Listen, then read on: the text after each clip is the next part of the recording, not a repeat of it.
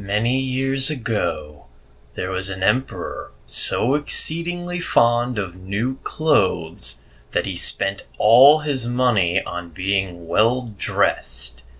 He cared nothing about reviewing his soldiers, going to the theater, or going for a ride in his carriage, except to show off his new clothes. He had a coat for every hour of the day, and instead of saying, as one might about any other ruler, "The king's in council," here they always said, "The emperor's in his dressing room." In the great city where he lived, life was always gay. Every day many strangers came to town, and among them one day came two swindlers. They let it be known they were weavers, and they said they could weave the most magnificent fabrics imaginable.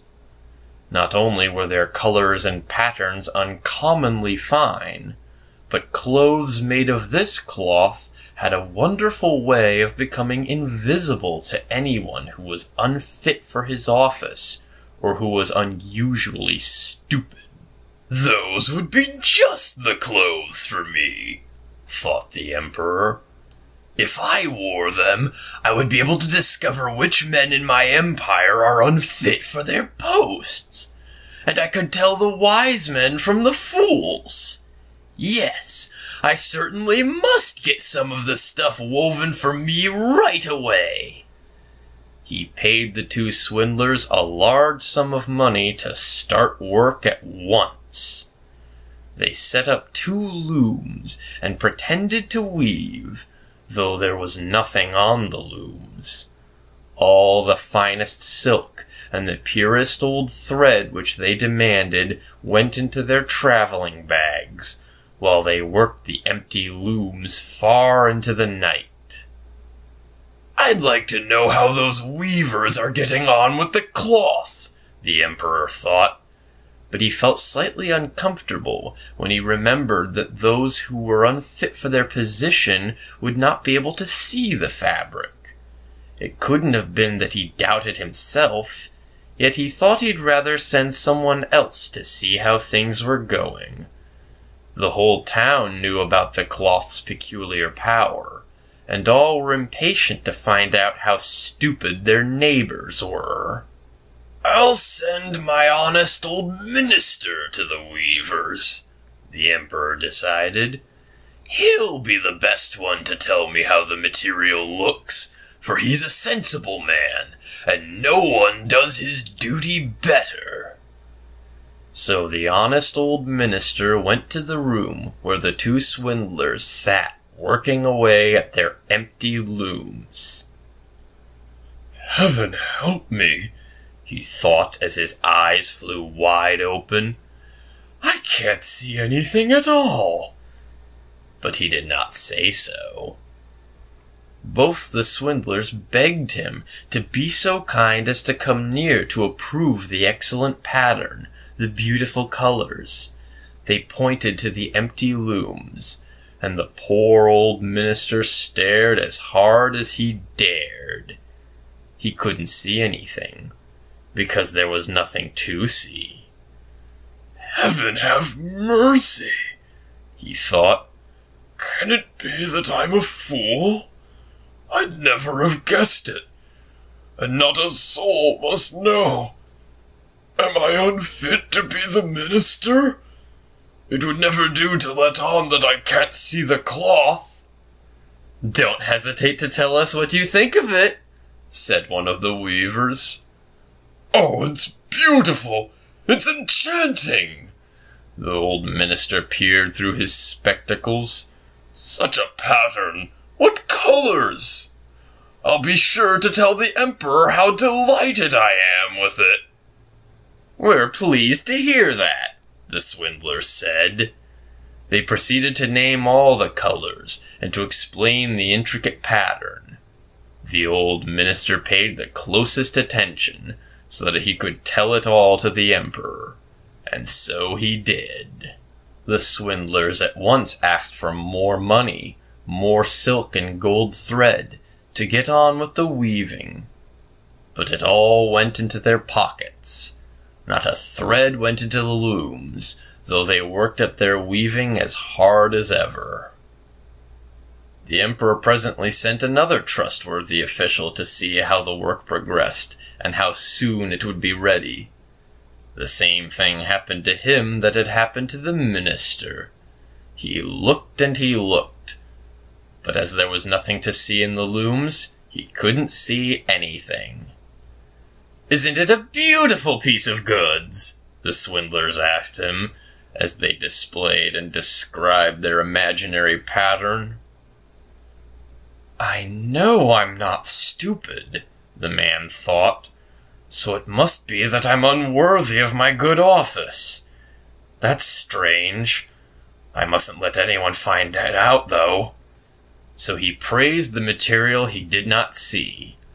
He declared he was delighted with the beautiful colors and the exquisite pattern. To the emperor he said, "It held me spellbound." All the town was talking of this splendid cloth, and the emperor wanted to see it for himself while it was still in the looms.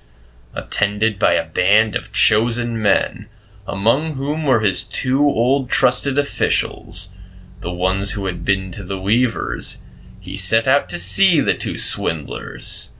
He found them weaving with might and main, but without a thread in their looms.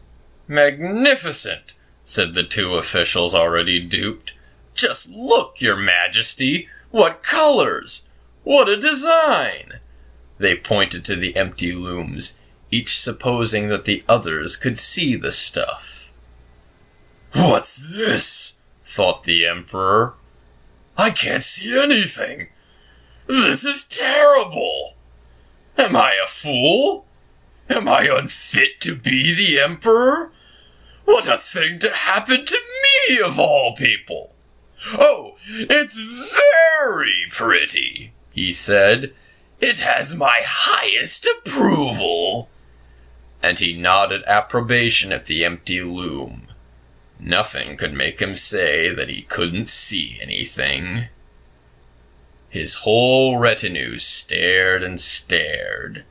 One saw no more than another, but they all joined the emperor in exclaiming, "Oh, it's very pretty!" And they advised him to wear clothes made of this wonderful cloth, especially for the great procession he was soon to lead. "Magnificent! Excellent! Unsurpassed!" were bandied from mouth to mouth, and everyone did his best to seem well pleased. The emperor gave each of the swindlers a cross to wear in his buttonhole, and the title of Sir Weaver. Before the procession, the swindlers sat up all night and burned more than 6 candles to show how busy they were finishing the emperor's new clothes. They pretended to take the cloth off the loom.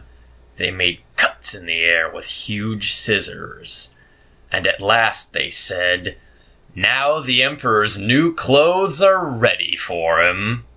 Then the emperor himself came with his noblest noblemen, and the swindlers each raised an arm as if they were holding something. They said, "These are the trousers, here's the coat, and this is the mantle," naming each garment. "All of them are as light as a spider web.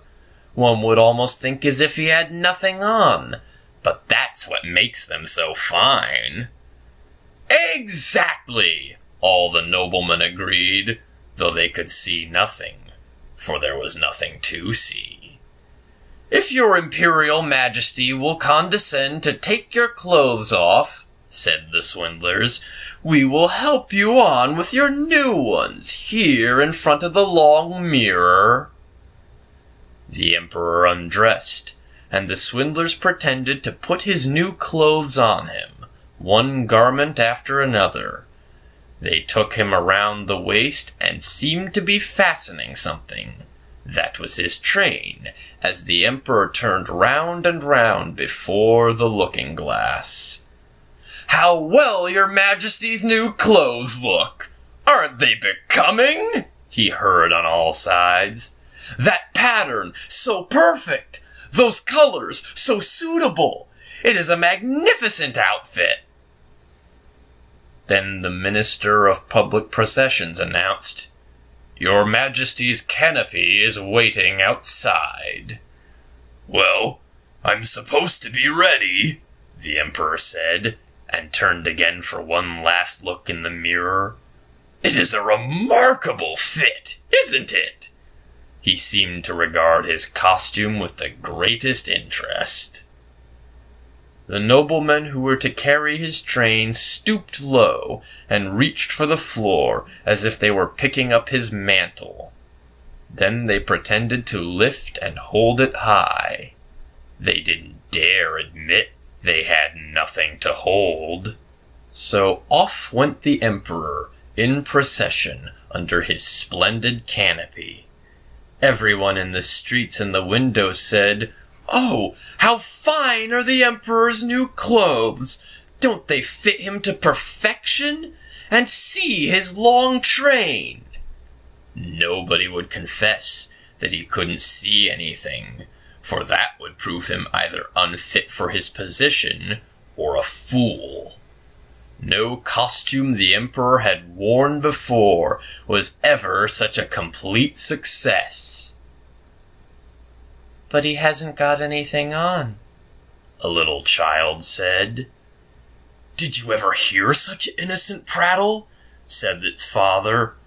And one person whispered to another what the child had said. He hasn't anything on. A child says he hasn't anything on. But he hasn't got anything on! The whole town cried out at last. The Emperor shivered, for he suspected they were right. But he thought, this procession has got to go on. So he walked more proudly than ever, as his noblemen held high the train that wasn't there at all.